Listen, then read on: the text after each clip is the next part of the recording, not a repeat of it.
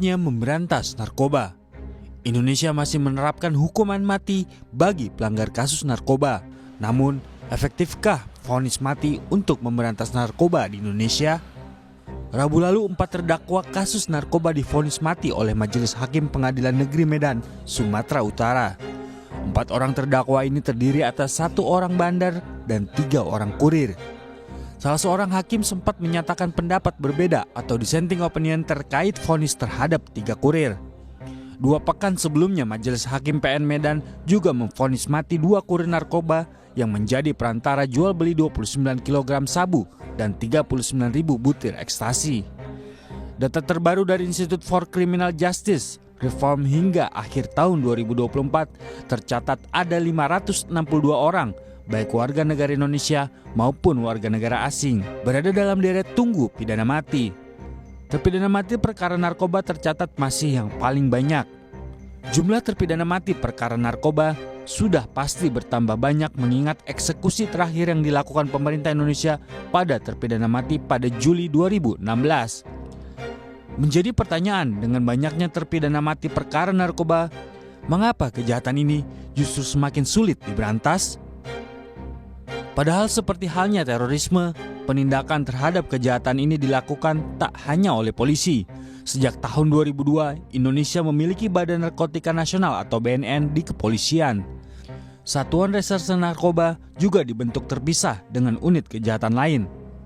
Namun, bukannya malah mengecil, tingkat kejahatan narkoba dari tahun ke tahun justru semakin bertambah banyak. Mei lalu BNN bersama Direktorat Bea dan Cukai, Kementerian Keuangan dan TNI Angkatan Laut mengungkap penyelundupan sabu sebesar 2 juta ton di Laut Karimun, Kepulauan Riau. Jumlah sabu yang disita merupakan yang terbesar dalam sejarah pemberantasan narkoba di Indonesia. Efek jera dari pidana mati yang diharapkan dapat ikut mengatasi persoalan narkoba di Indonesia tak terbukti. Banyaknya lembaga penegak hukum yang menangani kasus ini juga tak semakin membuat kasus narkoba mengecil. Pemerintah dan penegak hukum harus berefleksi dengan fenomena ini. Di luar bahwa kita tak boleh menutup mata akan keterlibatan aparat penegak hukum dalam peredaran narkoba di Indonesia yang membuat pemberantasannya sulit dilakukan. Contoh paling mutakhir tentu saja kasus mantan Kapolda Sumatera Barat, Teddy Minahasa. Teddy yang kala itu berpangkat Inspektur Jenderal terbukti terlibat dalam peredaran sabu. Sebenarnya, memberantas narkoba di Indonesia tak terlalu sulit dilakukan. Terlebih apabila kita melihat bahwa Indonesia masih menerapkan pidana maksimal hukuman mati untuk kasus ini.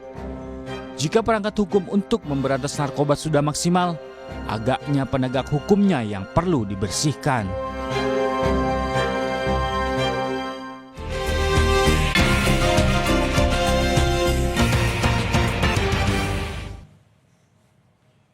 Saudara, terima kasih Anda masih bersama kami di Kompas Pagi dan sudah saatnya kita lihat halaman depan dari Harian Kompas Rabu 2 Juli 2025.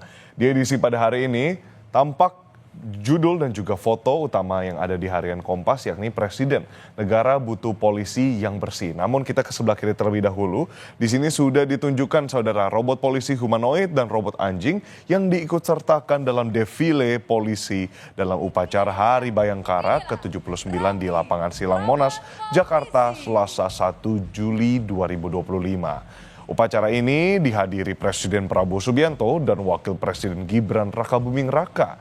Dalam pidato amanat upacaranya, Prabowo meminta Polri bekerja secara profesional dengan baik dan juga meminta Polri untuk menjadi polisi yang bersih.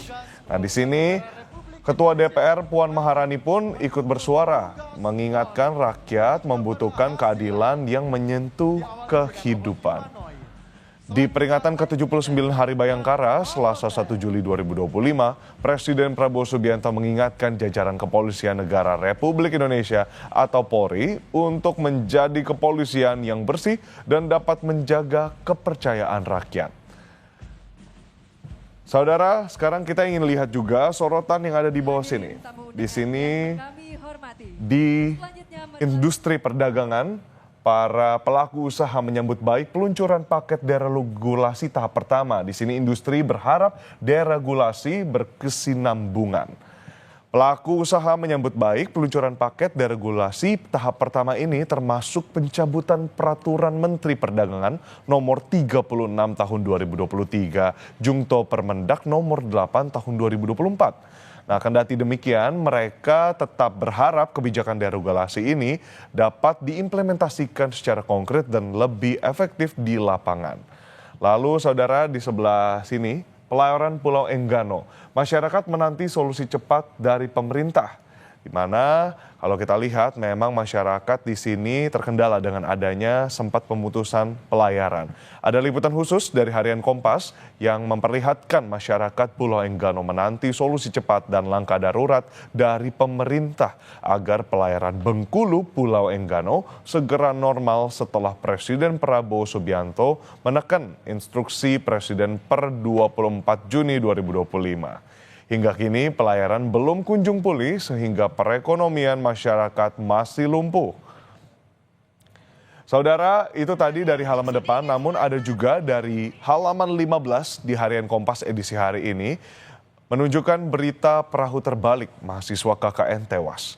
Sebagaimana kita ketahui, perahu yang ditumpangi mahasiswa peserta kuliah kerja nyata pembelajaran pemberdayaan masyarakat Universitas Gadjah Mada, Yogyakarta mengalami kecelakaan di perairan Kabupaten Maluku Tenggara, Maluku pada Selasa 1 Juli 2025. Dua mahasiswa meninggal dunia dalam peristiwa itu, di mana Kepala Kantor Pencarian dan Pertolongan SAR wilayah Ambon, Maluku, Muhammad Arafah menjelaskan pihak yang menerima informasi adanya perahu panjang atau longboat yang mengalami kecelakaan pada Selasa pukul 15.40 waktu Indonesia Timur.